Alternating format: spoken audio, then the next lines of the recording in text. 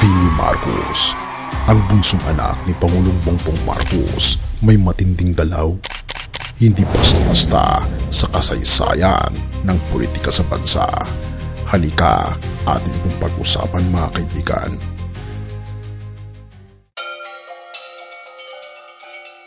Bago natin ipagpatuloy kaibigan, siya nga pala ang Great Controversy na isa sa mga pinaka-kontrobersyal na libro dahil tumutukoy ito sa mga propesiya sa libro ng Daniel at Revelation na nagaganap na sa panahon natin ngayon bago ang pagdating ng ating Panginoong Diyos ay pinamimigay na namin ng libre sa pamamagitan ng PDF.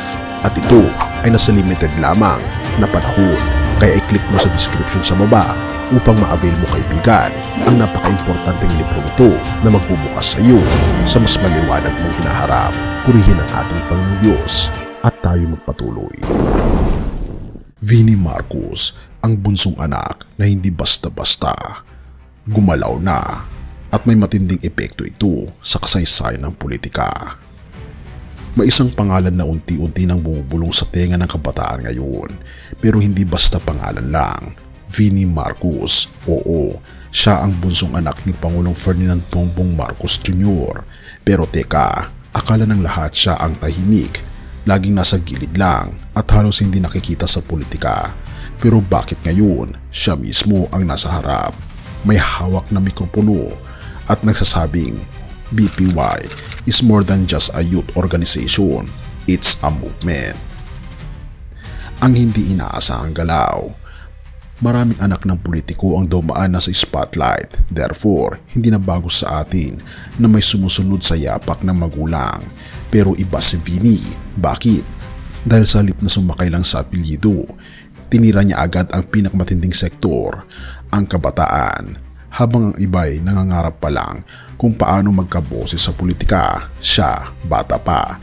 Pero pinangalanan na bilang chair ng Bagong Pilipinas Youth o BPY. Linggo ng Kabataan 2025, hindi lang selebrasyon. Nagsimula ito noong August 16, akala ng maraming simpleng event lang, cutting ribbon, konting speech tapos uwian, pero hindi pala. Ang unang BPY Hub sa Mandaluyong City ay hindi ordinaryong opisina. Ito ang magiging pusod ng leadership training, innovation at youth collaboration. Kaya hindi ito para sa palamuti, kundi para sa pangmatagalang plano. Mga programang hindi basta-basta. Kapag sinabi mong youth organization, madalas naiisip natin outreach, simpleng seminar o fun run lang. Pero Vinnie's BPY laid down more. Number 1, Youth Voters Registration Hub para masiguro na boses ng kabataan, hindi lang ingay kundi boto. Pangalawa, Bagong Kabataan Academy Leadership Bootcamps, training ground ng susunod na leader. At pangatlo, Mental Health Caravans dahil hindi lang ekonomiya ang problema ng bansa, kundi pati emosyonal na kalusugan. Pang-apat, sports tournaments, songwriting at spelling competitions.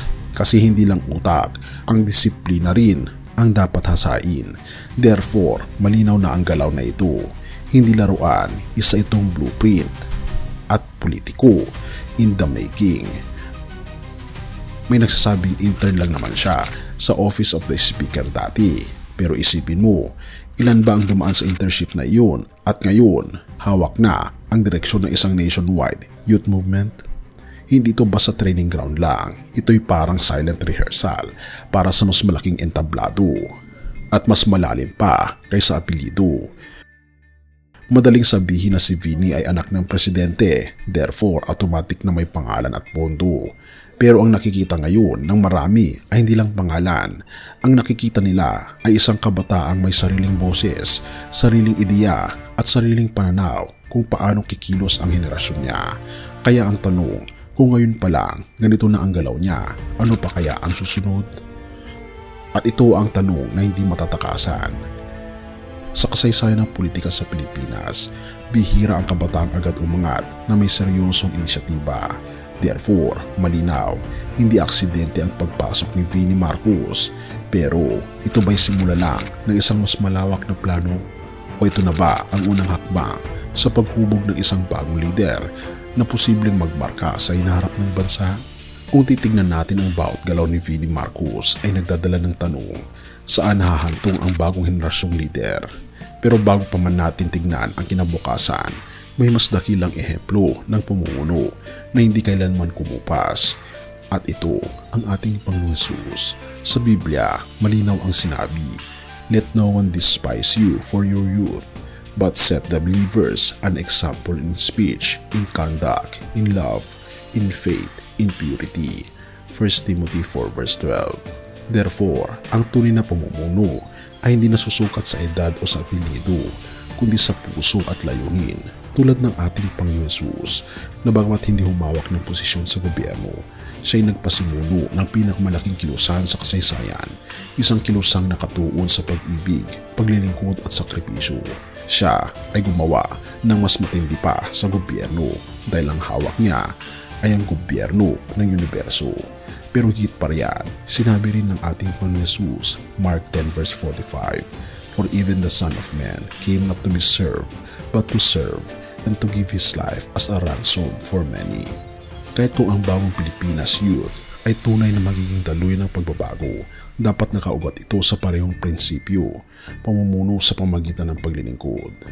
Have mercy, O God, at purihin ang ating Panginoong Diyos.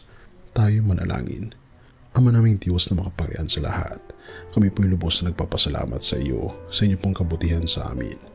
Salamat po sa inyo pong pagmamahal at nakita po namin, Panginoong Diyos, ang inyong walang kapantay na pagmamahal na ibinigay niyo, Panginoon, ang inyong pong serbisyo para sa amin. Nawa, Panginoon, ay tulungan niyo po kami na magkaroon ng pagmamahal sa aming puso na katulad ng aming Panginoon Kristo, na ito po'y magdadala ng ilaw para sa sangkatauhan. Pinupuri po namin kayo at pinapasalamatan ang aming Panginoon Diyos sa inyong pong kabutihan sa amin. Kailangan po namin kayo sa aming buhay at nagpapasakop na po kami sa inyo mula ngayon at magpakailanman. At patawarin po kami sa lahat ng aming mga pagkukulang at pagkakasala. At salamat po sa pagdinig ng aming mga panalangin, sapagkat ito po ang aming samot hiling sa matamis na pangalan ng aming Panginoon Hesus. Amen. Bago natin ipagpatuloy, kaibigan, siya nga pala ang Great Controversy, na isa sa mga pinaka-kontrobersyal na libro dahil tumutukoy ito sa mga propesiya sa libro ng Daniel at Revelation na nagaganap na sa panahon natin ngayon, bago ang pagdating ng ating Panginoong Diyos ay pinamimigay na namin ng libre sa pamamagitan ng PDF.